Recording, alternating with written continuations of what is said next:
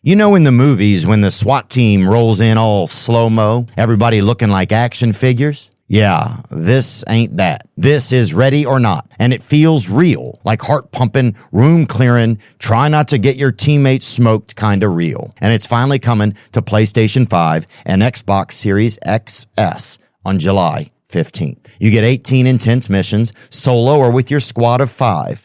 Clearing buildings, protecting civilians, and breaching with brains, not just bullets. This ain't run and gun, it's strategy, it's tension. It's like diffusing a situation and your childhood trauma at the same time. You can fully customize your team, armor, gear, outfits, weapons, and it's got full cross-play. So no matter what system your crew's on, y'all can roll together. Pre-order now, and they're throwing in some serious gear. The M32A1 grenade launcher, MKV pistol, and 590M shotgun. PC players, you're getting all that, plus the new Los Sueños Stories DLC, free on launch day. So if you're ready for the best tactical shooter of the year, a game that rewards brains, teamwork, and clean comms, this one's for you. Go pre-order Ready or Not now, out July 15th on PlayStation, Xbox, or PC. Today's guest is the head coach at Ole Miss down in Oxford, Mississippi, which is where we are taping today. He's helped take that program to new heights in the past 5 years. He's got his own group of fans called the Laniacs. And it was great talking to him about his mentality on life, coaching, and leadership. Today's guest is the one, the only, Lane Kiffin. Shine on me, and I will find a song. I will sing it just for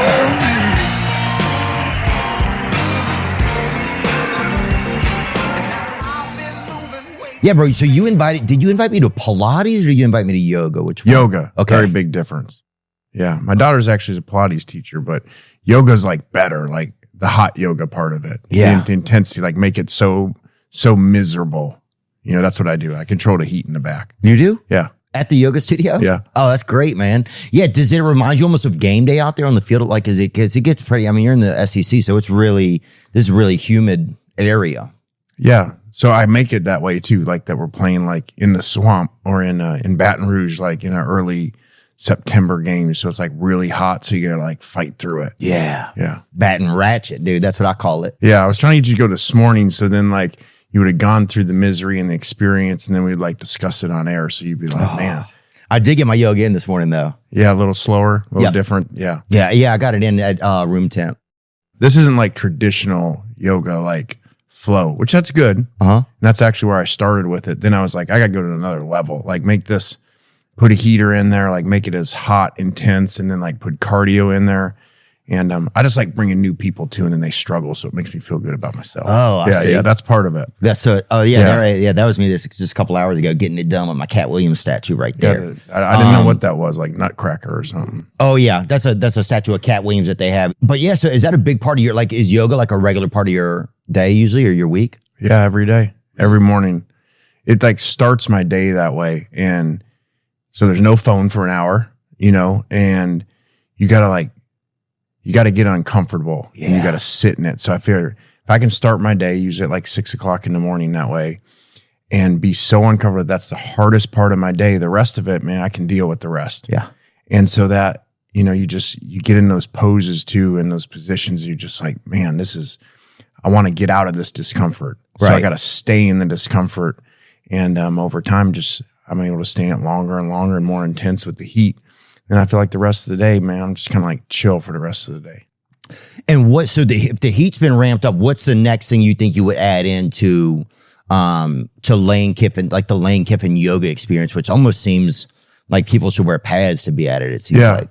Yeah. Well, we have playlists. So we got good music, good energetic music. We put some cardio in there now. Mm-hmm. And so we challenge the teachers, like come up with the hardest things possible. So they just like make this list of stuff like, you know, back when you were like young and you were like training in high school, and they just put up all the different like 3x10, 3x15, like all these, and keep going.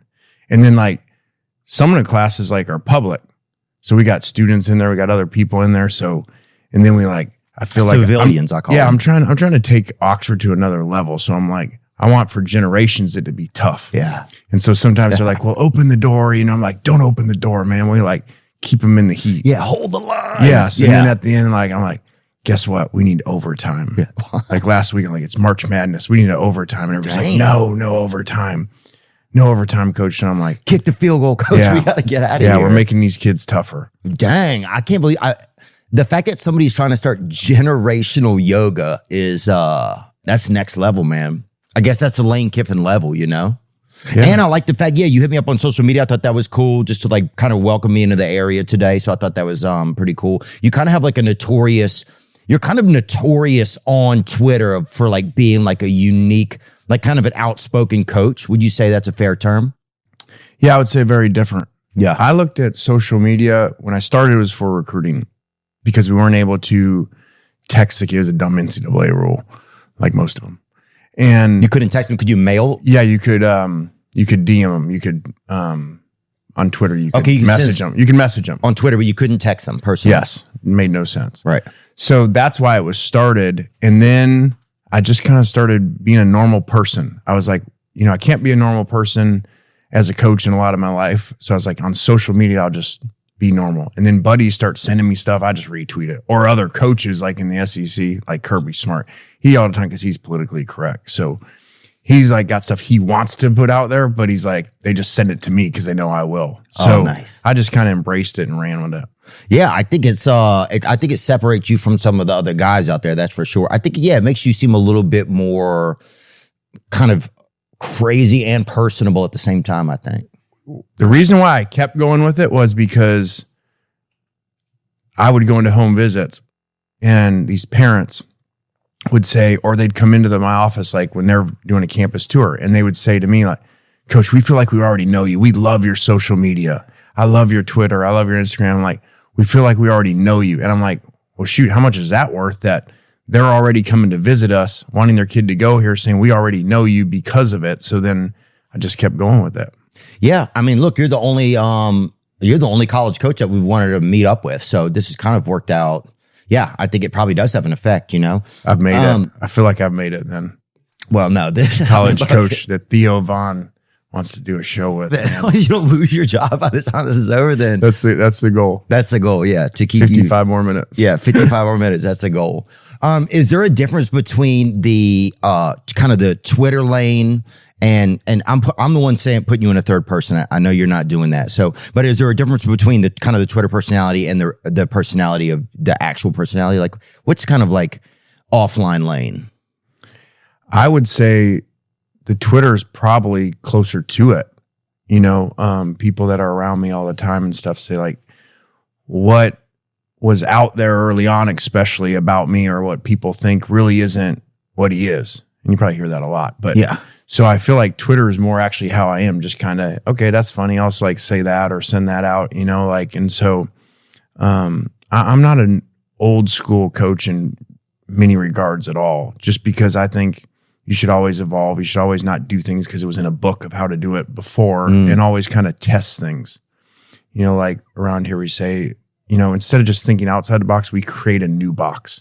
We challenge everything, different ways of thinking things. So, and social media is part of that because that's not, or how I do a press conference or even doing this. There'd probably be some coaches that even if you did call them up for this, they wouldn't do it because they'd say, okay, well, that's not really the message I want to put out. Yeah. Kim Mulkey won't text me back. I mean, that should be like a no-brainer. That's what I'm thinking. In state. I mean, you got to have amazing, like Louisiana following positive numbers. I don't know how they track that, but it's got to be amazing. I mean, you're one of them. Yeah, I'm not at the Flausier Johnson levels yet. I'll get there though, I think. So why do you think because you do have a unique personality, right? And at least your personality is able to be seen these days. And I think that that's something that just happens more over time with social media and more just we have more video of people in general now, Mm-hmm. So there's just like so many more little moments that get captured. So you get to know somebody's personality. And that's how I think a lot of fans, I think they gravitate a lot more towards athletes, coaches, anybody really in the world because they get to know their personality, right? we were talking before about social media and how that kind of like why people kind of gravitate towards certain people on social media. And I think some of that's just kind of the answer. It's just there's more out there. And if people are willing to show some of their personality and not kind of follow like this playbook of exactly how things are supposed to be, but remain within HR. HR has a box you have to stay in pretty much. Yeah. But I think, I don't know if don't make any sense. As a head coach, you got a lot of people that you've got to please. Right. And that's challenging in these type of settings and these things because you want to talk to recruits in that age group, your current players, your fans, but then you also have administration. You've got old donors that have been around a long time, seen things done a certain way for a long time. So there's a lot of challenges in that. And you can't please everybody, which, so I've kind of, right or wrong, I've always said, hey, my job is to wherever I'm working at, meaning my job is to Ole Miss and not to potential future presidents or ADs at other places or other fan bases. And so whether I was at Tennessee or USC or here, wherever I was, it was like, okay, a lot of what I say, other fans don't like. Maybe even other athletic directors are like, well, I don't like that he said that.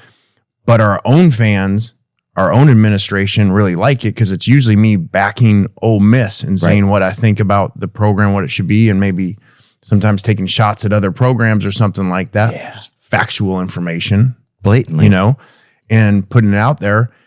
And so that upsets some people and upsets a lot of other fan bases. Well, that's not my job to worry about them. Yeah. You have one fan base. Yeah. They didn't hire me. They're not paying the bills. So I've always looked at, and I think a lot of coaches don't do that. And I'm not saying I'm right. A lot of coaches say, hey, I'm going to say things so that future employers potential that they see it. So then they're going to want to hire me. And I've just never thought that way. Do you, you already had 2 experiences like coaching in the SEC, right? At Alabama and at Tennessee. Yep. Like, how's it been different here at Ole Miss? Because, I mean, some people call it the Yale of Mississippi, kind of. Well, I think, I was, as you mentioned, the head coach of Tennessee, then the offensive coordinator at Alabama. So spent some time there. And those programs really, over a long period of time, had won a lot of games. Alabama, unbelievable championship runs. Coach Saban, probably a decade there that's never going to be done ever again. Yeah. Too many wins, I think, for a school. Not good for them at a certain point, but we're not good for a competitive environment throughout the conference when he was taking all the players and winning all the games. No. And Ole Miss had been down. Right. Somebody said a stat the other day, in the last 4 years. So the seniors in college here, it's been a cool experience for them. They saw a national championship in baseball. They just saw both basketball teams go to the Sweet 16. And in 4 years of football here, we've had 3 top 12 finishes. Well, they only had 1 in the previous 51 years. Wow. So there's been 4 in 55 years. They've seen 3 of the 4. So the difference, obviously, in the programs was different, but I really liked that. It was like a challenge because you can come in at the top of a place that's kind of always won, and then you win. It's like, okay, versus, wow, let's like change what's happened. Let's like create a new winning culture, a new way of thinking in how the locker room and the whole university thinks about football and the program. And so we've raised the expectations to where we won 10 games and people are upset around here, Right. And so yeah, that's a different energy. You guys were 13 points away from 13 more points and you guys are undefeated last year. 13 total. Well, you need 3 to win. So 16 more points last year and you guys would have been undefeated. That's pretty crazy. Yeah, we played 13 games. 10 of them we won by double digits. And then the 3 losses were all 1-score games right at the end of the game. What's kind of different between coaching like in the Pac-10 or I think it's the Pac-12 or something now? Everybody keeps kind of like changing their names. But I don't think it exists anymore. It's like Pac-2 now. Yeah, Pac-2. Yeah, it was 8 at one point. And it was 10. Then it was 12. And some of those teams should not have been in there. And now there's like 2. Okay. Everybody else left. What was it like? What do you notice different between coaching in like the Pac, like a different conference as opposed to the SEC? Like you coached at FAU, you coached in the Pac-10 to 12, 8. What's the difference, you think? Yeah. You know, there's a saying like in the SEC day coin, like it just means more. And it really does. Like the passion in the towns for the football programs, the attention on it, and really the play over time has been dominant. The SEC's had more draft picks, more championships, all those things. It's just different. It's a way of life down here. Oh, yeah. You let people that can't even read and but they're just yelling, go dogs. I feel if somebody come out of a coma and be like, go dogs or something, you know? Yeah. Or somebody come out of a coma and be like, huddy, and then just pass away. Like people's last words, baby's first words. There's like 30 videos of baby's first words being like SEC chants or whatever. It's a lot. I was the head coach at USC. You spend time out in LA. So it's just a different world out there. And I remember I was walking through campus and I was like, man, I bet like 50, 70% of these students have no idea who I am. I'm the head coach of the football team. They got no idea who I am. They're going to school at USC, you know, getting their education. Yeah. And like here, that like 100% know who you are. You know, like the little kids, like you go to like walk downtown and like a 4-year-old's like, Coach Kiffin. Like they know who you are. So it's like, they'll complain about your play for calling. people that haven't been down here, maybe that makes sense to them, like to understand that. Yeah. You know, like you don't go anywhere without everybody knowing who you are, but also like that too. You know, kid will be like, yeah, they're like 8-year-old kid, maybe not 4. They just say, go to hell, Kiffin. But 8-year-old, like, we've been winning, so don't say that. But that'll happen as soon as we lose a couple. Yeah. But no, they do. They'll be like, Coach, man, like, what about throwing that tight end on the in route? I'm like, you're like 8. Like, how do you know that? I'm like, well, it's 11 a.m. What are you doing at this cafe? You should be in school. You should easily, obviously, you're truant. But yeah, it's a lot more intense in the South. It's just, they're like, Coach, you're 3 for 14 on third downs. I'm like, I didn't even know that. And they do. But it just means more, the passion for it. And it's also why it's so awesome too. It's why the stadiums are the way that they are. The electricity before games as people walk into the stadiums. Like, it's just different. It's awesome. I love that. Yeah, because you guys have a walk. I mean, I think a couple of teams do a walk now. Do people ever try and tickle you or whatever when you walk by? That's crazy. That's something. Nobody. Well, I like moved. This happened at Tennessee and then here. And maybe this isn't like the best thing, but I like moved it a little wider. Like they didn't have like barricades on the walk. Mm-hmm. And they're like, well, it's great, man. The fans are like, you interact with them. I'm like, well, this walk is like a half mile. Like you're walking through like 40,000 people. Yeah. You know, and like you got to wear a suit and everything. And then like they're like grabbing you and everything. And so like, I moved the barricades people, a little. Petting adults. Yeah, like a little wider. Plus, I mean, we are in the deep South. So there's a lot of great things. But I mean, there's just some different things too now. Yeah. You know, they're like grabbing you and they got chew spit on their hand and stuff. Yeah, like, I've never hugged a man. People just yelling stuff like, there's a lot and it's like, whoa, can we like move these just back a little bit? Maybe I can just do the wave. Yeah. You know, hey guys, good to see you. Put the defensive tackles along the outside. Yeah, I agree. But you guys, it's definitely a ton of tradition here. I mean, this is like Morgan Freeman's front porch down here in the South. It's a slower lifestyle. Was that a little bit tough for you? I mean, it is, Mississippi is it is like wandering back through time, you know? Yeah. There's a lot there. I can unpack there. It's a lot of history. I moved here. A lot of tradition. And everything you give me is just full disclosure anyway. I moved here because it was an SEC head job and I thought we could win and do a great job. I wasn't like, man, I want to move to like, I'm just really dying to move to Oxford, Mississippi. Right. But I also didn't know much about it either. Mm-hmm. So I judged it that way, just kind of like a lot of people do about Mississippi. And at first it was a lot because I'd spent most of my time before that in South Florida or in LA at USC. And I was like, at first I was like, whew, this is a lot. Like, I mean, long-winded, like a lot of conversations, slow moving. Oh yeah. But then you say, thank you. Like it's not over. Right. Like, hey, thank you. Yeah. And then like, no, they just keep going. Yeah. Oh yeah. They're like, no, really, thank you. I really appreciate it. Like I'm going to go now. Oh, well, what are you doing tomorrow? I just met you. Like, you know, like. Oh yeah. You can make, everybody's a friend. And there's also so many famous authors though that's why the South is so full of famous storytellers, because everybody is one, you know. But then it took me I'm so glad that I've been here long enough now, 5 years going on the 6th year. And now I see it completely different. Now I go back to like South Florida or I go to LA and I'm like, dang, these people are rude. Like everybody's just moving fast. Everybody's just into themselves. Nobody's like saying hi. So it's like what I thought really was kind of bad. Now I'm like, man, I love it now. You know, it's like a warmth, a sweetness, you know, hospitality and people being nice. And I've learned that's actually slowed me down because I was always like, what job can I get? You know, how fast can I move? How many championships to win? Like just always moving. And I was like, maybe they're onto something here. Maybe this slow down thing that I was judging at first, like I made jokes about the rocking chairs, like people sit in rocking chairs. Yeah. And I'm like, at like first, the Charlotte airport or whatever. I saw that. Yeah, I did when I was like, you'll see somebody has a 40-second layover and they're like, I'm going to get a little rest in. Yeah. And I'm like, I actually saw some right away and people were in them. And I said to somebody right away, I'm like, what are they doing? That looks miserable. Like, that's so slow. And there's just two of them. Sometimes one. Like, what are you doing? Well, they don't even have their phone out. Like, well, what are you?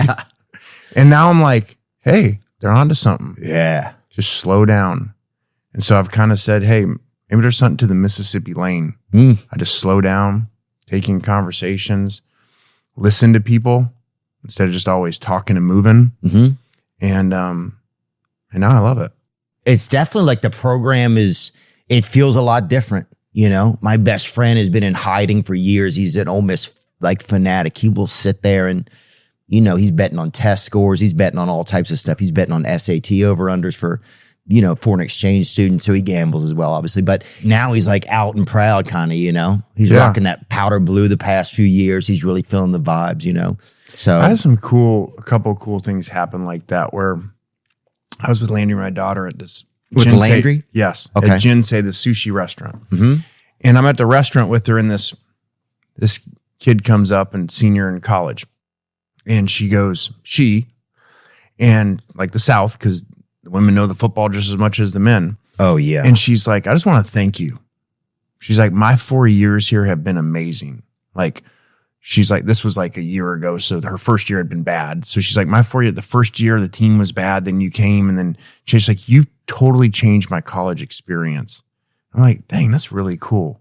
You know, that like you said, your buddy now like feels better about wearing an Ole Miss shirt. You know, there's like more pride into it, you know? So that's pretty cool that we've been part of that change and part of that experience for kids that like now they're going to want to come back to games, you know? And so that's pretty cool. Oh yeah. I mean, it's like, that's when you want to be there. You want to be there at the angle, you know, that's when you want to be there. Yeah. Nobody wants to be like, man, when I was in college, man, our team sucked. Like nobody went to the games. It was terrible, you know, like, so it's really cool that we've been part of that. Again, coming into a place that had been down a little bit.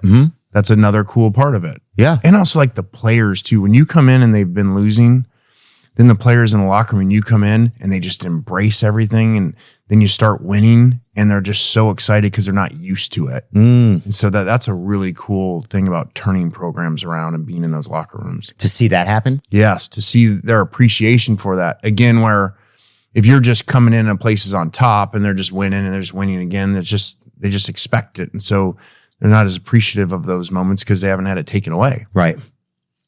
You're on a pretty famous like text chain with like other SEC coaches. This is alleged. And, Kirby Smart, Sarkisian. What are the vibes on the chain? I feel like what is it like on there?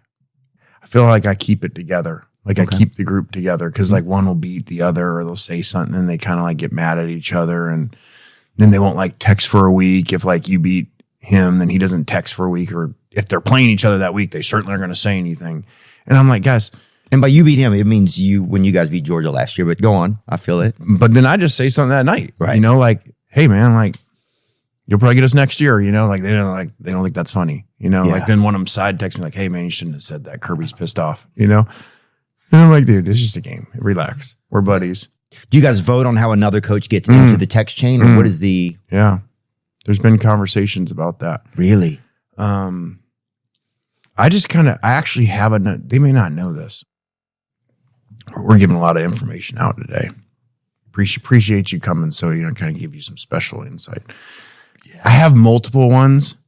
So sometimes I'll say something, that guy's not in it, and that guy's, then this guy's in it. And so like, I kind of make sure I know who's in them, when I say certain things. And then, every once in a while I got somebody who does something and then I move them out of the chat. No. Yeah. It's happened, Jimbo Fisher removed from chat. R.I.P. And then they'll put them back in. Yeah. But and just put them on the bench. And they're like typical coaches. They don't know how to remove somebody or add somebody. Oh yeah. So it's like pretty cool that I can do it. And they're like, how do you do that? Yeah. Yeah. Lane's one of them tech wizards. Yeah. Coaches are a little behind time. Like, that's a big deal to be able to remove somebody from chat. Like, whoa, he must really have somebody teaching him this stuff. Who's the most mysterious SEC coach to you, do you think? Maybe Brian Kelly, speaking of LSU. Ooh. I like Brian. Not a South guy, kind of came in. And so I think maybe people don't really understand him. He's just he's a little bit different than maybe your traditional Kirby Smart. He's born and raised SEC. Oh yeah, he cuts his own hair. It looks like it. Yeah, definitely. He really does. I'm totally putting that in the chat. I don't know. It definitely Right looks afterwards. like somebody ran a slant with some scissors across his forehead. Yeah, like a bull. Oh, yeah. It's unbelievable. And here's the And thing. he still has the same haircut from when he was playing. It's like it never changed. And it's a children's bowl. Get an adult bowl. What kind of dishware are you guys using at the salon? No, and actually, beautiful man there too. I wanted to say that, Kirby. But there you go. But yeah, Brian Kelly, they also put him on that Lazy Susan. Remember when he first came in? It's and it's a tough. I retweeted that. You what? I retweeted that when he did that thing. Yeah, he was with the quarter. It was Look terrible. at that. I thought this was for a strip club. To be honest with you, I thought this was for. Yeah, I think I wrote something like, "Do you actually know they were filming you? Did you put this out on purpose? You they're going to film you when you're doing this?" I thought this was a gender reveal, and I was like, "Well, what is it?" Yeah, and it's not like his first one. He did it the year before. I'm like, do you realize you're kind of grinding on the dude? This was also a strip club advertisement near Natchez, Mississippi, I think, as well. No judgment outside of there. I've spent time there, but yeah, maybe Brian Kelly is kind of mysterious. I think also maybe it's just because had he coached in the SEC before or not? No, I don't think so. And he's a nice guy. You're at Notre Dame, right? You're at Notre Dame, and then you're LSU. I know. I mean, you went from heaven to that's just that's as big a change as you can have. South Bend to Baton Rouge. Oh yeah, and the SEC, and so. Oh yeah, dude. South Bend, just down there into the Mr. Weatherall belt. Yeah, I think that's I don't think they make a bigger change than that. Ready to win some real cash during the basketball playoffs? Check out Pick 6 from DraftKings. When it comes to basketball payouts, DraftKings Pick 6 posterizes all the competition. Hit all your picks and score higher minimum payouts on Pick 6. Plus, even more cash if you outscore the competition. Pick 6 is available in most states, including Missouri, California, Texas, Georgia, and more. New players get 50 in Pick 6 credits instantly on just a $5 entry. When I'm using Pick 6, I like to rock with Anthony Edwards, and I run the over, and then I'll also roll with Shea Gilgeous-Alexander and run the over, baby. Download the DraftKings Pick 6 app now and use code Theo. That's code THEO for new customers to play $5. Get $50 in Pick 6 credits. Better payouts, bigger wins, only with Pick 6 from DraftKings. The crown is yours. Gambling problem? Call 1-800-GAMBLER. Help is available for problem gambling. Call 888-789-7777 or visit ccpg.org in Connecticut. Must be 18 and over. Age and eligibility restrictions vary by jurisdiction. Pick 6 not available everywhere, including New York and Ontario. Void where prohibited. One per new customer. Bonus awarded as non-withdrawable Pick 6 credits that expire in 14 days. Limited time offer. See terms at pick6.draftkings.com/promos. This episode is brought to you by Sonic Drive-In. America, You deserve a better burger. One that's made to order, hand-smashed Angus beef patties hot off the grill with melty cheese. Yeah. Introducing the Smashin'l Burger of America, the Sonic Smasher. You can get the double Sonic Smasher for just $1 starting April 21st for 1 week, only when you order online or in the Sonic app. This is the burger you deserve. The Sonic Smasher is made with Angus beef, smashed and seared, crispy on the edges and juicy in the middle. Layered with melty American cheese, a tangy smasher sauce, crinkle-cut fries, diced onions, and served on a soft potato bun. Yeah. It's the perfect burger bite. Head to Sonic next week to try the double Sonic Smasher for just $1 starting April 21st. 1 week only when you order online or in the Sonic app. Live free, eat Sonic. Tax not included while supplies last. The SEC has historic venues, right? And a lot of one thing that's interesting about the SEC is you'll have people that didn't go to college, but they will show up at the games as if it's their school. And that doesn't happen like in as many other places. It just does not happen. Yeah. You have people who can't read, people who can't see, but they'll show up and watch a game somehow. And you don't see that in other conferences. So that totally happens. And I remember, so my first taste of the South was going to Tennessee as the head coach. Mm-hmm. And I'm coming from, I was the head coach of the Oakland Raiders, and I've been at USC before that. So I'm like coming from California to like Tennessee.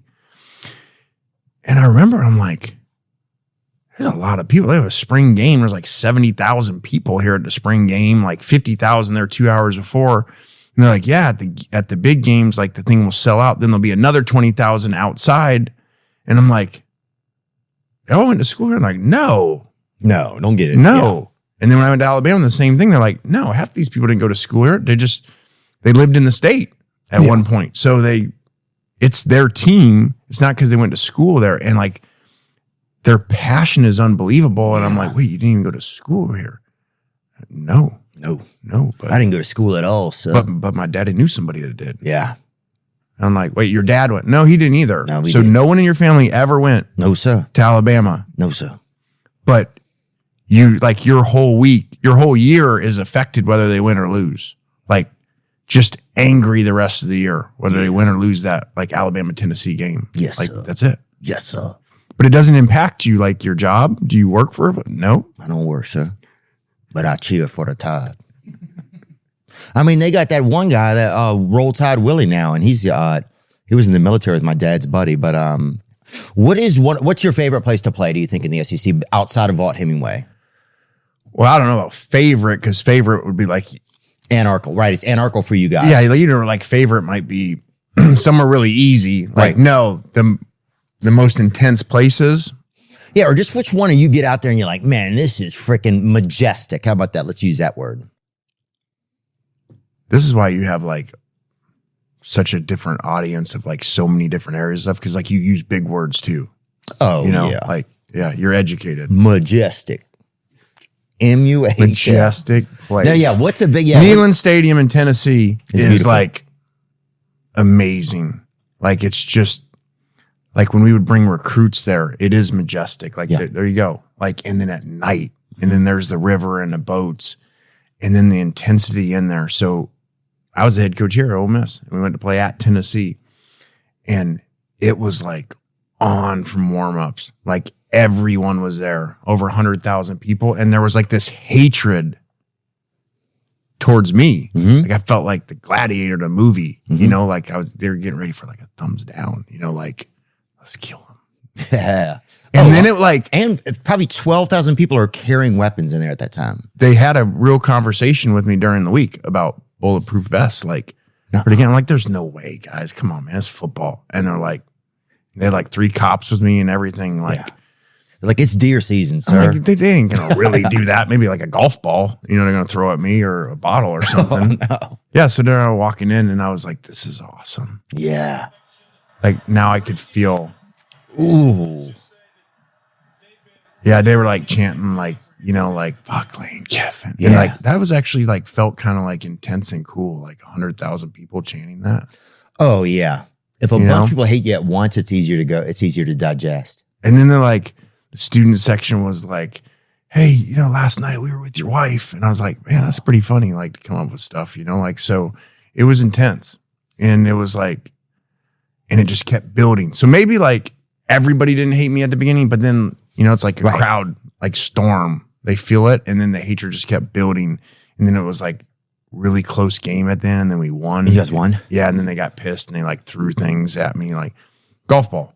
Oh, and yeah. like anything they could get, like mustard. And school books, which we need in Tennessee, first of all. They didn't have school books. Oh, okay. No. Mustard bottles. Oh, really? Like, how do you even have a mustard bottle? Like, you just brought that to the game? Like, hey, hon, we're going to like go to the game and sneak the mustard bottle in. Oh, you're in the damn condiment belt over there isn't in mustard Tennessee, free? Like, I don't know. like, are you saving money? Oh, you should see where they keep their relish at, brother. And the golf, like, and I was like, they throw this golf ball that became famous that like, they throw at me and I'm like, afterwards, I'm like, okay, mustard, like, okay, what am I sneaking in to the game? A golf ball, like, what do you have a golf ball for? Mm-hmm. Like, I'm carrying a golf ball because I don't think they're thinking I'm going to throw it. Like, I'm going to be pissed off in the fourth quarter and throw it. Right. They just had it on them. Yeah, but then I look closer, there's a range ball. So I feel like, you know what it was? It's like the cheap guy that like steals the range ball. Mm-hmm. So like, okay, this way I had to like have these to hit, like, instead of like having to buy a golf ball. So I'm going to steal the range ball like for next time I go and play around. So it was just in his pocket. That was my guess. I think that's probably accurate. Oh, there you are right there with it. Oh, that's pretty cool. Yeah. Did you keep that? Yeah. You still have it? I did. Hell yeah, dude. That's cool. How scary is it? How quick do you want to get off the field when you beat a team in their stadium? Is there a weird energy there for a little? Like, is it kind of? That one was. Yeah. Yeah. That one definitely was. Most of the time it's not really. Sometimes I kind of like it, like kind of walk off a little slow, just so like you feel the, like that win that you just like ruined 100,000 people's, like, especially in the SEC, like week, not just day. Oh yeah. Their traffic home. Yeah. That's a lot. And especially a woman who was going to give birth that week because her husband would be in a good mood. And now she's got to hold it another week. That's the toughest part. Like, hey, we cannot have, we lost this week. Yeah. We ain't having a baby under these circumstances. You keep it in there. Yeah. Hold the line. We got Bama next week. We win that. You can have it Saturday night. Yeah. We'll get that thing out. We'll do the tush push. That'll help. What's one of the most aggravating traditions that you think, and what's one of the best traditions you think in college football? If you're even up on them. I know there's a ton of them out there. Well, this is like a big tradition, like as far as everywhere, not specific places. Like I love the band thing, before, like it's just really cool when they have the band out there and they spell things. Speaking of the Tennessee, the opening of the tee and then run out, like that was really cool to like see. You're like right there and then like the band just opens up the tee and you run out. Like that's a really cool tradition. And is there one that's kind of aggravating that you see at a place somewhere? It could be SEC or anywhere. The fan storming thing is a little bit tough. Like they don't do it in the NFL. They found a way. Like I get it. It's pretty cool. But then it can be aggravating because like they're storming and like, then you're worried about like them hitting you. What's going on? What are they going to do? It's like very invasive at that point. But I think like if they could just let everybody out and then let the fans on so they still get to tear the goalpost down because that stuff's cool and stuff. Yeah. Yeah, I was at the Alabama Vanderbilt game and that was pretty sick. And some guy on the sideline squeezed me so hard, bruised one of my ribs really bad or dislocated it, right? So I was like doing like that or whatever. And then every other player kept hugging me. So it was just one after the other, just the biggest guys you ever even seen just hugging you. Yeah, they're all excited. Yeah, and it was just, dude. That was a really tough day. That was a tough year, actually. That took about 8 weeks to get better from. Yeah, but you were at a historic like moment. It was so cool. That will probably never happen ever again. We'll see. It's a once in a lifetime. Well, Diego Pavia got that 6th year, that 8th year, I think he got. Yeah, you never know. Did that, were you surprised when he got that? Did it affect any of the way that, were your players able to apply for anything like that? We tried. We didn't win it. Jack Starr actually tried to get another year, or at least see if the option was there. And, they denied it. But dang. But Yeah, there we are. We iced that dude up. Clark Lee. good dude. I love Yeah. Clark. Yeah. He Old is. school, good guy. They got a fun group over there. And that's kind of underdog energy over there too, you know? Big time. Is there an SEC team that you also cheer for on the low kind of? Them. I do. Yeah. Vanderbilt. Because I think they have like so much stacked against them, you know, like they got higher academic qualifications to get guys in. So they can't just get all the players everybody else can, you know, like harder, you know, because the stadium's usually half full and stuff. So I root for them, especially Clark, because that's a hard job. Yeah. And so that's pretty cool for them to win like they did this year. Yeah, it's exciting over there. Yeah, they carry the goalpost and then they try to valet park the goalpost. I heard they got tired of it or whatever. I didn't know that. And they try to valet them at a restaurant. I'm like, you can't, who you going to give it to those 3 guys up front or whatever? Like, that's crazy. Yeah, but that might be the only like SEC town that has valet. That's a good, that's a, Like when you say that doesn't fit. There ain't no valet in most of these towns. Valet. that's a great point, You dude. just spell valet. Yeah, they tried to valet them at I think at a McCormick and Schmick's or something over there. So definitely kind of interesting. I want to talk about Coach Saban. You worked with Coach Saban for a while. I mean, you guys have had like kind of a storied history. Yep. Over the years, I think. Do you guys still communicate? Yeah. Yeah, we do. He's not a big like text guy. But we talk every once in a while. He's not text, he's like to write. Is he more written kind of or? No, you got to call him. Okay. He did just learn how in the last like 2 years to text. He had never texted before. Wow. Ever. Like when I was assistant coach there, and he's just like, I'm not texting. Like he just refused. It was like that old school. Like he's got those old school things that aren't changing. And then I like got a text like 2 years ago from him that said good luck or something like that. And I was like, to the group, I was like, dude, I got a Saban text. Like, this is amazing. This is like Vanderbilt beating Alabama. Like, this isn't supposed to happen. Never thought I'd see this day. And then Kirby's like, yeah, I got one earlier this year too. Like, he's like learned how to text, just like you get 1 or 2 words. But that relationship's like almost in a way kind of like how you can struggle sometimes, like maybe when you're in it with like a parent and then you get out, like you get older and you get away, you get out of the house. Yeah. And then you're like, dang, man, he was onto something. He was right on those things. So I look back at, I was there for 3 years and there was friction initially. And I look back, to all my fault. I'm the assistant. You know what I mean? Like, he's the head coach. You know, whatever he says goes. Oh, yeah. You're supposed to keep it classy over there. And yes. And that's not, his way is very like, this is the way, like there's not open discussions about it and stuff. And I'd worked for Pete Carroll as assistant. So that's all I knew. And it's just totally different. So like you come in, you have an open conversation, and then you're questioning the process. No, I just was asking, like, have we looked at this? You know, like, so I didn't really know how it worked right away. And so it took a little bit of time. Like he didn't want a lot of suggestions.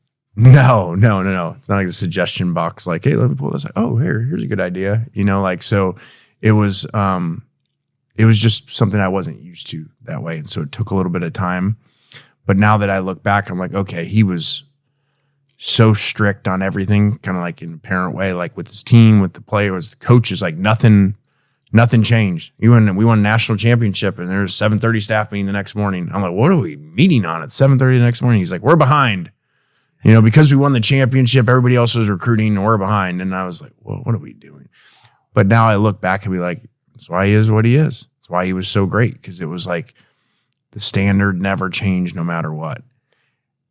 And then it took me some time to understand too, like when we were winning and playing really well and coaching really well, he was harder on you because he didn't want you to have relief syndrome.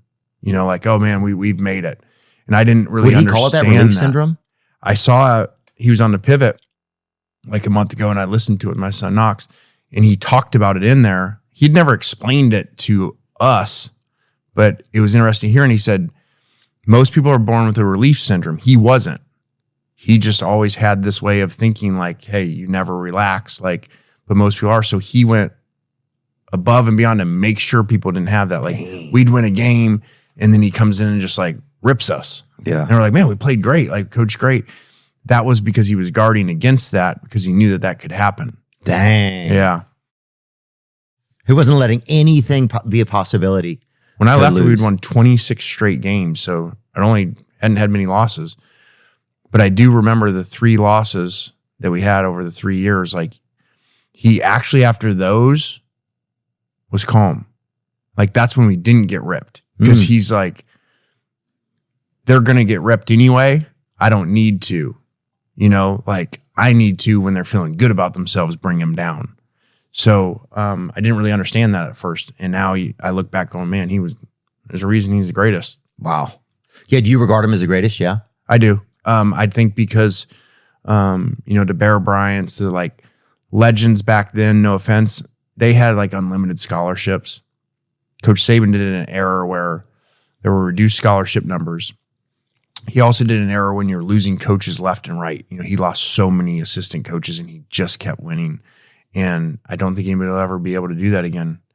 And he couldn't even do that again the way that it's going anyway. Right. And now this with the money part and all that stuff, that's like evening things out that people can't stack the teams like he did. Because now your second team and third teams, maybe before where they had to sit there and wait, they couldn't leave back then. Now they leave. So you lose your backups because someone gives them more money. But how was he able to convince players to sit there, be just as good and sit second or third position? That's tough, I feel like. Yeah. Well, that's what I'm saying. Part of his time, they couldn't leave yet. Oh, you couldn't transfer.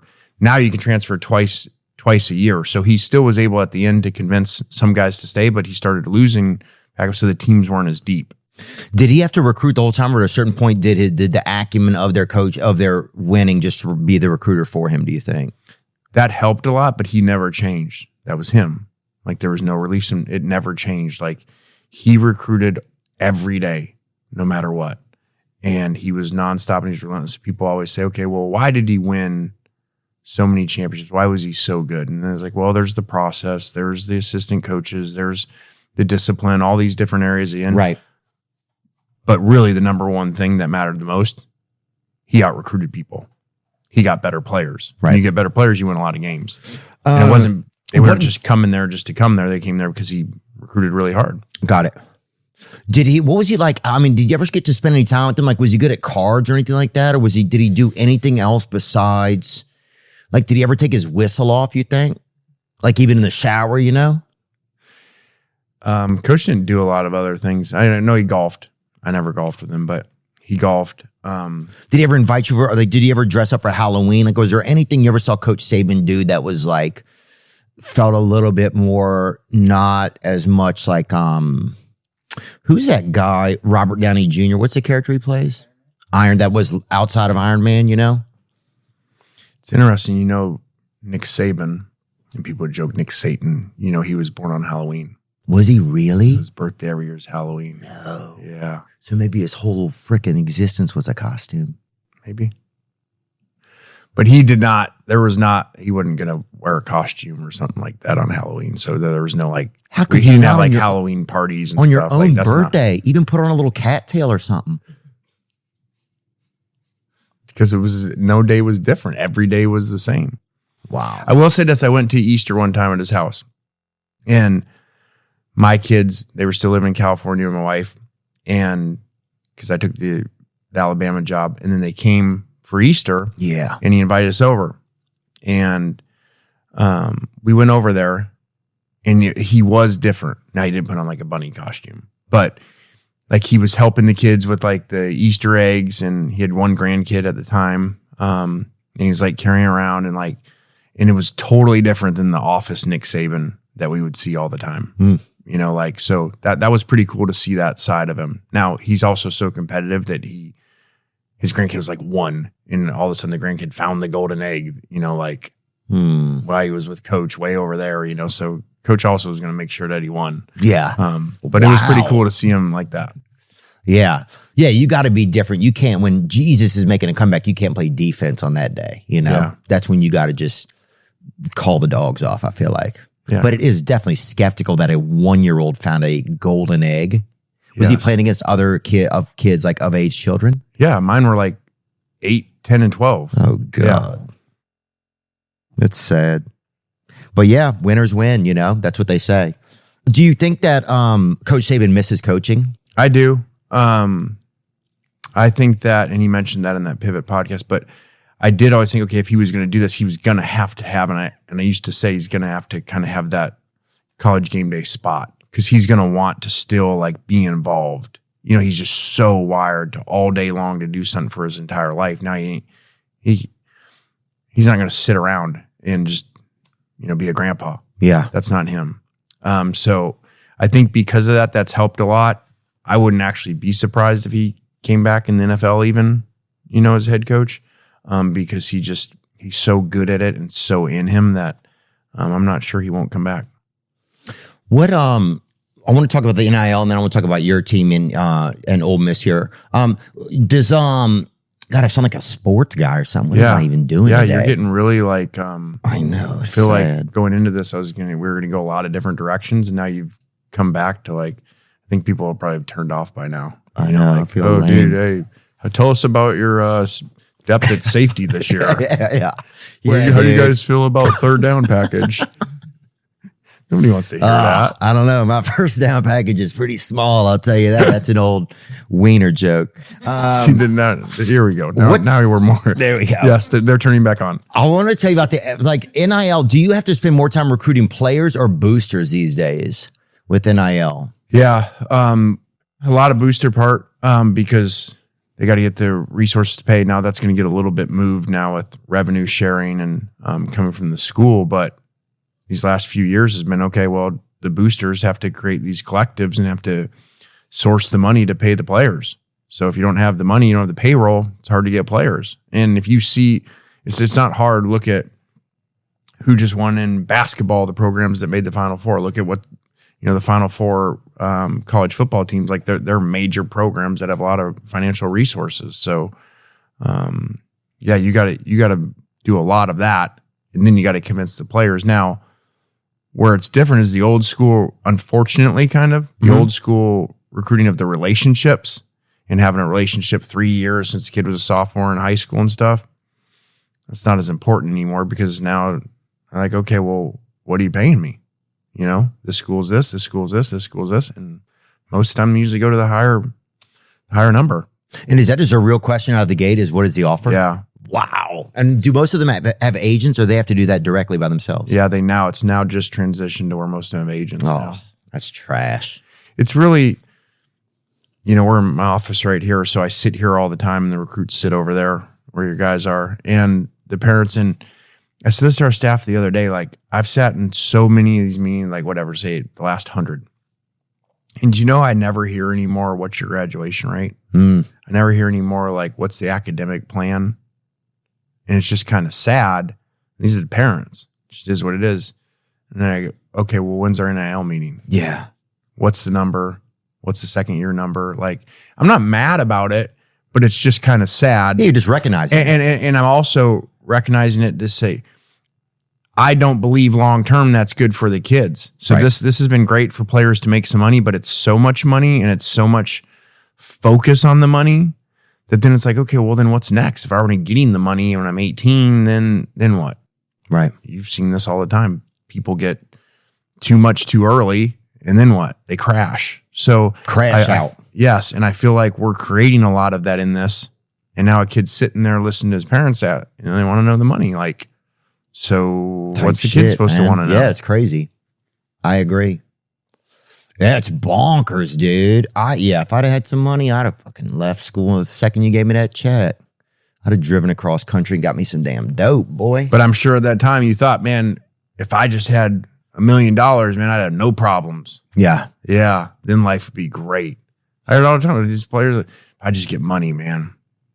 Players, I hear from adults. If I get money, man, all my problems, then I'll be good. Okay. We'll see. We'll see. Now I go in the homes and recruiting over all these years. Mm-hmm. I see the most problems in the families with the most money. Most money, most success. And then I don't feel any warmth in that room. I don't feel the connection with the kids. Like, and then I'll go to a house here in Mississippi or Louisiana, and there'll be 10 people living in this 2-bedroom house. And you just feel like the warmth and like the closeness and everything. And they ain't got hardly anything financially. Mm-hmm.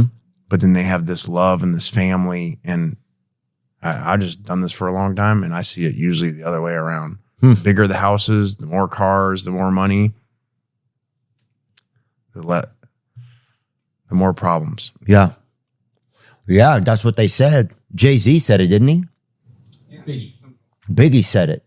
Somebody, whoever said it got murdered. I remember that.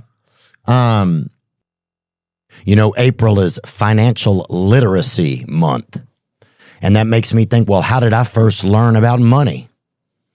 Well, I guess, I got a little job that a lady paid me to catch these cats she had, and she gave me a little bit of money. And I would take that money and I would store it. I had one of those Crown Royal bags, one of the purple bags that came in, and I'd put all my money in there and save it. Today's episode is sponsored by Acorns. April is Financial Literacy Month. That's right. They made a whole month reminding you to finally take control of your money. Good news is you don't need 30 days. Acorns makes it easy to start saving and investing for your future in just 5 minutes. And you don't need to be an expert. Acorns will recommend a diversified portfolio that matches you and your money goals. You don't need to be rich. Acorns lets you get started with the spare money you've got right now, even if all you've got is spare change. I've got it set up for my nieces and nephews so they can learn how to save. Sign up now and join the over 14 million all-time customers who have already saved and invested over $25 billion with Acorns. Plus, Acorns will boost your new account with a $20 bonus investment. Offer available at acorns.com/THEO. That's acorns.com/THEO to get your $20 bonus investment today. This is a paid non-client endorsement. Compensation provides incentive to positively promote Acorns. Tier 4 compensation provided. Investing involves risk. Acorns Advisors, LLC, an SEC-registered investment advisor. View important disclosures at acorns.com/THEO. This summer, I'm going to get to the beach. I'm going to get out there and let the sun hug on my body. That's what I'm going to do. And if I get dehydrated, I know what I'm going to do as well. Liquid IV. If you're prepping for a big summer, means planning to stay hydrated so you can get the most out of your body and live more during those warm summer months, visit liquidiv.com and maximize your summer plans with sugar-free hydration featuring the new Raspberry Lemonade Hydration Multiplier. I love Liquid IV. They got them true to fruit flavors that keep you hydrated, like acai berry and lemon lime and pina colada. Break the mold and your own ritual. Get ready for summer with extraordinary hydration from Liquid IV. Get 20% off your first order of Liquid IV when you go to liquidiv.com and use code Theo at checkout. That's 20% off your first order with code THEO at liquidiv.com. What's one of the biggest things that keeps players that are good players from succeeding, do you find?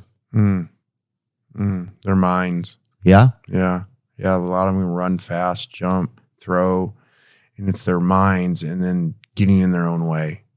And then here comes this. Now you got money too. But here comes this ego coming in because I'm a 5-star. I got all these scholarship offers, like the entitlement of that, and the ego comes in and out. Now they got the money too. So it's like they had this drive to get to the NFL because they want to play in the NFL and they want to get the money. Well, I'm getting the money already. So now I've lost some drive there. Right. And they just get in their own ways, and they get so much attention so early and so much. And then it's like they just think it's going to last forever. Yeah. And they just screwed up. So they get in their own ways. Dang, it's usually that one word, ego. What's the craziest thing a player's ever asked you for, just like point blank? Have they ever been like, I need give me a Jaguar, coach, or something like that? Like the animal or the car? Not the animal. I wouldn't say crazy. Like I don't have a good story, like a crazy thing, but it just what continues to blow my mind in nowadays is they want more when they haven't done anything new. Meaning like, okay, here's what I got. I got this to come, to transfer, to come out of high school. And then they come in like, okay, well, I need more. And they're like, well, you didn't do anything. Like, you didn't have a good year. well, why would you get more? Like, it's just that mindset of like, I just deserve more. Like I deserve more and more because there's no appreciation in there for where they're at, or like, man, I got to play better to get more. Just I'm supposed to get more. And that happens all the time. There's 2 transfer portal windows. So like if you could negotiate your contract twice a year, every year, but then for 6 months, you haven't done a show.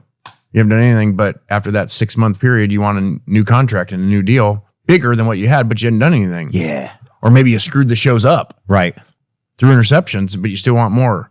So it's just, and it's not even their fault. There's the parents. Now you got agents. Like, do you still feel like a coach, or do you feel like a banker more?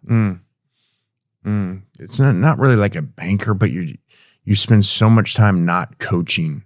And I think that's part of the Nick Saban and, getting out. It's just like, it just changed, because these conversations and these things, and you see the like greed for it, like, but it's unique because from someone that's been fortunate to make money, have success, get to the highest levels, like, it's like I keep trying to tell them, like, that's not going to be the answer. Right. Like that new contract, getting that much more money isn't going to change anything. You're not going to, be happier because of, but it's like they don't. You can't hear it. Yes. Kids can't hear Cannot. it. I can sit in these 2 chairs right here to most of them. Some will, but most of them. And they just look at me like, there's no way. I'm like, listen to me, until you fix these internal problems, until you fix how you think that everybody's against you or whatever it is, these issues that they each have. And I'll try to like work through them. I'm like, that money, that new contract, that next car, that next girl, like, that's not going to fix that. And like, if I get picked in the first round, I get that contract, everything is fixed. Yeah. Coach, I don't care what you say. Type shit. Trust me. Yeah, they say it's all a wrap. Yeah. Everybody thinks they'll have it figured out. I get more bands, it's good. Yeah. Yeah. Oh, yeah, boy, give me $1,000 right now. That's all I need. I run a 50 right now. I run a 6,150. How fast is that? 6,150. We don't really grade in 50. You mean 40? I don't know. That's good. You confuse people. Yeah, it might be good, it might be bad. I don't know what I don't know if you're what? slow or fast. 6,150. So what is some of your push for players to come here to Ole Miss these days? Like, what is it, what do you sell them on about being here? Yeah, this is a really cool place to go to school. And so I got to see that as a parent. My daughter Landry's a sophomore here. So, oh yeah, I've seen her on TikTok before. I've seen y'all on there doing makeup or whatever. Yeah. Yeah. Just like I said, the social media thing, I kind of live like a young person in a lot of ways, like just enjoy. Yeah. Like I just try to have like joy. It seems like kind and of I'm like sweet. Back to a lot of people, like, you're supposed to be old, you're supposed to be an adult. Like, you can't do like a makeup TikTok with your daughter. And I'm like, I'm going to be gone someday. I'm going to be dead, or I'm going to be at the end of it. Those last couple years, you think I'm going to be like, man, I wish I would have spent. Yeah. You think I'm going to be like, man, I wish I wouldn't have done that with my daughter because some fans think that's like, I'm soft. Yeah, dude. I think a lot of, I bet 4 of the first round picks this year will be wearing blush. I did see, like, now they're wearing like nail polish. Oh, half of them wearing nail polish, eyeliner, booty liner. Some guy had on the other day, they caught him. Some guy, I think that played for Northwestern or Nicholls State or something. But, and I'm like, what is that? Who's putting rouge on their butt cheeks? So I think you're way safe here, coach.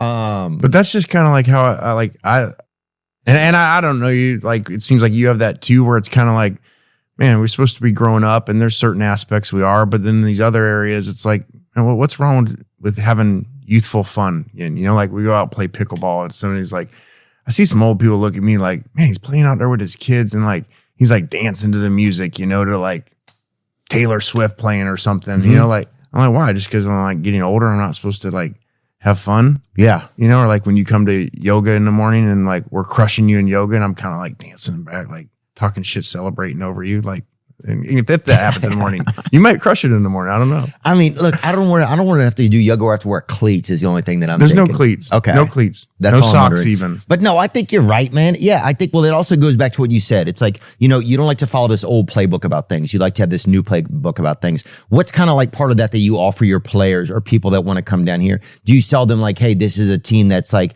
this is a program that's obviously it's gone, the trajectory's gone up, especially in the past 5 years for sure, in the past decade. What do you kind of push them on? How do you get players to come here to Ole Miss? Because it's always been a little bit more of the underdog in the SEC. Yeah. I think the kids really we created an atmosphere that you want to be at, not have to. Same with our employees. I feel like in the morning, if you ask them when they're getting up and they're driving their cars over, whether it's players or staff, like they want to be here. Yeah, the GM had a damn Zen in, I think. Yeah, he does. He's working on it. Yeah. He's trying to quit. He's trying to quit some other things. Yeah, look, we've all been through things, Coach. Been there, done that. Yeah. But that atmosphere of comfortable and like the players, like I've been around both, and I've been around them as an employee where you're miserable driving in, like, oh, another day. Like, and it's just like, to me, you're not very productive that way. Like, I want our players to come here and like, they play their own playlists, like in practice and stuff, like it's a players team with discipline, but the same thing around the office. Like people, we don't even have hours. Like you don't even have like, you leave when you're done with your work. You don't have like, okay, you leave at this time. Cause then people just sit there and guard their desk, Right. until the time goes. So I just try to create an atmosphere that people really want to be at, and they have a lot of fun doing it. And it's really, to me, it's awesome if you can win and have fun. Cause some programs like they win, but they're still miserable. And I've seen that. So we try to create this atmosphere, and I think people love it. Is it tough to be like a coach and a dad? Because you have 3 children, right? And is it tough to be like a coach and a dad and a coach and a husband? Like, what is the cross of like those jobs like for a coach? Because it takes a lot of time. Yeah. I think like a lot of questions, I answer them differently now than I did 5, 10, 15 years ago. I think, as I look back, and I use my failures and experiences, now it's awesome because I get to use to help others. Yeah. And I help our players when they're going through it. So I like that I had a lot of stuff happen to me, or self-inflicted stuff. Oh, yeah. That like I struggled with for a long time. But then as I like now see, like I get to help, like, because a coach knows my story or players know my story, and they come in and I can help them with things. Like when you say, okay, how did like the balance of a husband, father, and head coach? Well, I failed at that because as a head coach, like I was a head coach, Tennessee, USC, and I was like, that was my higher power, man. I'm the head coach, USC. Like, Yeah. that's who I am.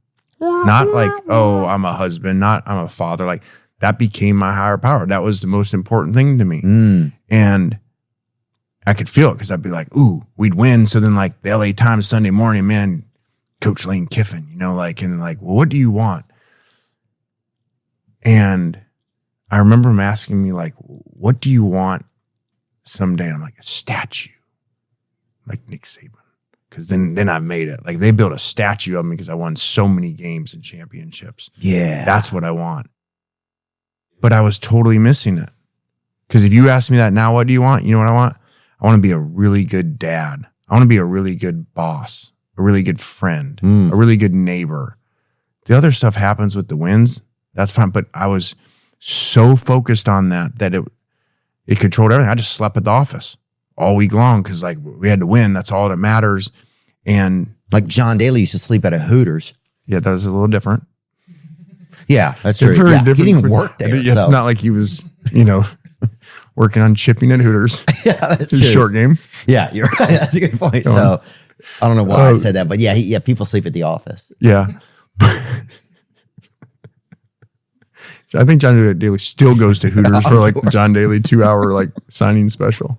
I love JD, by the way. Oh, He's of course, awesome. dude. He's awesome. We talk actually about him got to every know him. single week. There he is, right there, huh? Yes. Yeah. Oh, he's got Yeah. he's got that 2-pack right there. Boy, he's off a couple of honey packs right there. Look at him.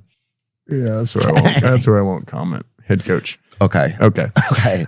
So anyway, so that's where this failure came in because it was like, okay, if you're going to if this is the most important thing to you, then I like look back and shoot, no wonder like I ended up getting divorced. No wonder that, you know, I ended up having strained relationship with my kids. And then I kind of figured this out later on and started going, okay, wait a second.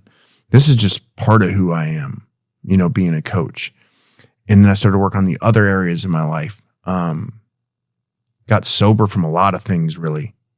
Just not just physical sober, like stop drinking, but like emotionally sober, you know, like, and that's still a constant battle, like working on that, like, and things not making me go way up, way down, like every day.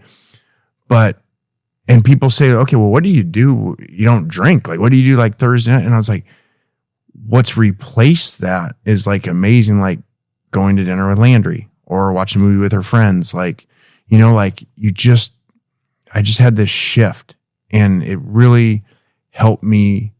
And actually I'm a better coach out of it, which you wouldn't think would be like, cause you think, okay, well, if you put everything into it, but then you lose balance and you're just kind of off and everything is so defined on a win or loss that like, it's everything. I remember like losing a really, really important game. And I remember at the time, like saying to my wife, she's like, and I'm like, I don't want to wake up. We actually lost USC. We lost to Texas. We were in our third straight national championship and lost in the Rose Bowl national championship. Vince Young couldn't tackle him. And I'm like, I don't want to wake up tomorrow. She's like, what is wrong with you? We had one kid at the time, Landry. And she's like, you have a kid. Like you have a whole life. Like we lost the game, third straight national championship. How long is it going to take to ever get there again? Yeah. But I was just so out of whack on that. Because I mentioned earlier that the ego had gotten so big when I became a head coach and all the money and success and attention that like it just built and like you got to keep feeding it. And so it's really been cool to get out of that spot. Yeah. And what do you attribute to helping you get out of it? Probably lifestyle change. You know, I came to Mississippi and decided like, okay, I started eating more of the food, not working out, like, and I just was like, man, I'm not the best version of myself. I didn't have this like rock bottom moment, you know, that people have sometimes. I just was like, man, I don't really like this lower version of myself. I want to be the highest version of myself. So I changed my diet. I stopped the alcohol. I started working out. And really what I started to do is to pour into other people instead of just pouring into myself. Dang, coach, you're making me feel bad about my life, bro. You're younger than me. You used to get there. But shit, it's a daily battle. It is, man. And especially that emotional sobriety. That's my biggest issue, dude. I have a certain emotion and I get literally drunk off of it or high off of it, or the other way, I get depressed. It's like those are like my drugs a lot of times. Any feeling that I have. I'm still there. Like that's a daily battle. God, boy. And I really got on this after the physical sobriety, after a couple years of, I got really healthy, working out all the time. I don't drink, but it was like, okay, but I still was letting people, situations like, man, well, that went my way. So everything's good. Yeah. You know, like, oh, that didn't go that way. We lose that recruit or have an argument with this person and like everything's terrible. And I was like, man, and I had somebody tell me like, just remember the tide goes in and out every day. Like it's going to.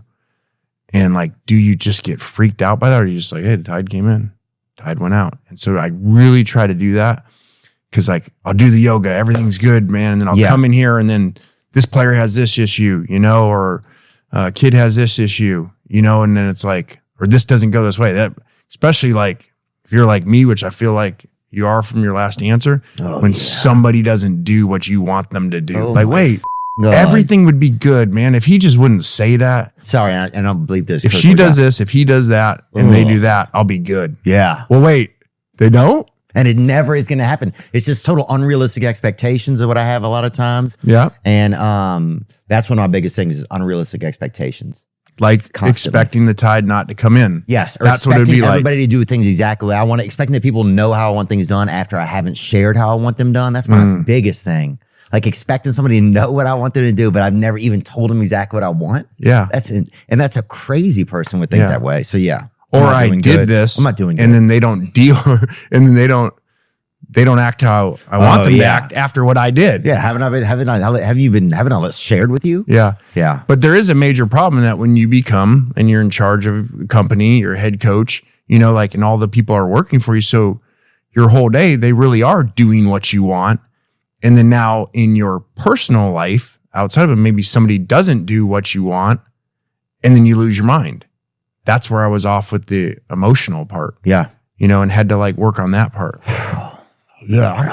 I can't imagine having to be a coach. It would be hard. I can't even coach myself.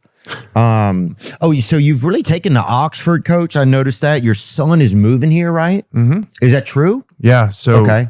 My daughter goes to school here. Okay. And she's a sophomore. She's a sophomore. Okay. My other daughter's going to college at USC. And then my son is moving here. He's actually on a spring break here right now. Mm-hmm. And he's moving here next month. And he's going to go to Oxford High? He is. Nice. Yeah. And he plays football too, or no? He does. Yeah.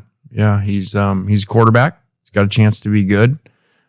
So that'll be exciting to be able to watch all his games here, and he's always up here working out with his buddies. So, that's going to be great just to be around that many other players and stuff. It's awesome. My dad was a coach, so I grew up as a coach's kid. That to be around those locker rooms and to be around those players and to learn from them, it's so awesome and so motivating. Yeah. Do you have a good relationship with your dad? I know your dad was Monty Kiffin. Yep. And did you guys have a good relationship? Amazing. Oh, so nice. he passed in July, and was he sick? Was he pretty sick at the end he of his had life? dementia, and so he slowed down a lot. But here's what's really cool. Mm-hmm. I'm just saying, like, the pain of discipline or the pain of regret. Like, we probably have the pain of regret from things we weren't disciplined at in life. Mm-hmm. If you look back, man, if I would have done that, or like I would have got, made different decisions. So now we have the pain of the regret of that. Yeah. Well, I think a lot of times people with parents, sometimes like when they pass, they have the pain of regret. Man, I wish I'd have been around him more. I didn't go to see him. Well, my dad worked for me all the way up till the end of 84. So all these last 3 stops, he was here in the building helping us coach. Oh, that's cool. So every day I would see him 15 times a day.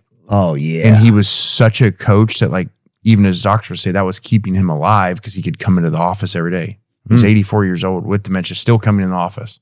Yeah. And he just was like, he was the ultimate coach, the old school coach. Yeah. And so I got to be with him every day all the way up. So because of that, of bringing him to all the places, making sure he was at work every day and everything, like. That was here at Ole Miss. Yeah. Wow.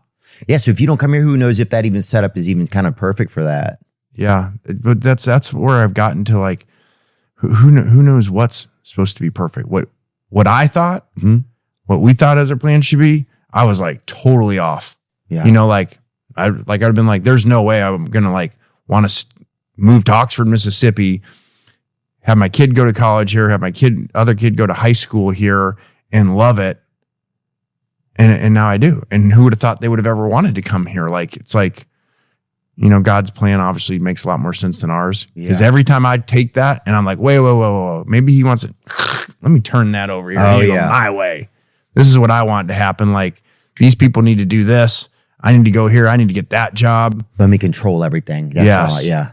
And then it just doesn't work. It really doesn't. And then which is hard, when I just let go and just let it go, and whatever's going to happen is going to happen. And that tide's going to come in and it's going to go out. I'll just float along with it. The HOV lane, dude. What, who caught that clipboard? Do you know? I don't know. They brought it back. They did? Yes. Mississippi Nice. Oh, it's so sweet of them. Told you, the people here are amazing. God, that was great. There's nothing as good as SEC football. Because it's like when the plays work, it's like a video game for me. I feel like I'm playing a video game on the sideline. So think like when you play in a video game, you score a big touch and you throw your controller. That's really what I'm doing. It's still the kid in me right there. Yeah. Like throw my clipboard like your controller. Out of the box. You've had quite a life, You started kind of, you didn't start, but you kind of came on a lot of people's radar in coaching at the highest level, right? Yep. Step back into college football. You've been a player. You've had you kind of a polarizing, people would say, type figure, very unique in your own way. And I think after talking to you more, I learned a little bit more about how you operate so I can understand. But what is like a message you would get? You've been through divorce, you've been through, you have children. You've had a lot of just experiences in your life. Yeah. What, for somebody out there who's getting into their middle age and is kind of struggling, with having a setback or something, what is something you think you would share with them from your experience, or a thought or statement or? Yeah. I think that, like, they can do it. Like these things happen, in life, these major obstacles that seem so horrible at the time, a divorce, firings, maybe you have a health scare, like these things that seem so terrible and they're really not. They just feel like it in the moment and they're going to pass and you're going to actually look back later on and be glad for them. Like my kind of major thing was I got fired as a head coach at USC and like my career is over. Well, if that wouldn't happen, I wouldn't have gotten to work for Nick Saban for 3 years.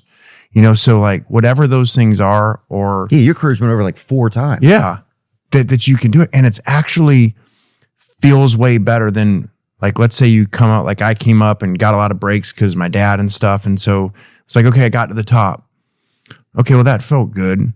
But then to actually have it torn down and all taken away, some by circumstances, some by your own decisions, and rebuild from the bottom personally and professionally, it feels so much better. It's like instead of buying the house, you build the house from the beginning.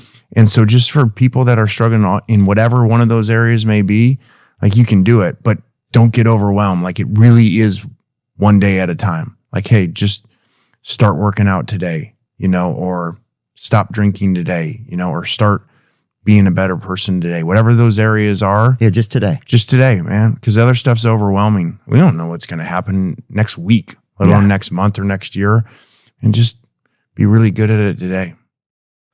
Amen, man. I needed to hear that. Yeah, there's something I've been like, I just feel like kind of the world is in, and because it's something that's kind of like just work stuff. And I'm like, what do I do? But I just have to look at it as a challenge, adjust the perspective. Zoom out. Yeah. Zoom out. See, so watching my dad pass and the last couple years of dementia, but also watching him on what was important to him. He'd been a head coach. He'd been fired.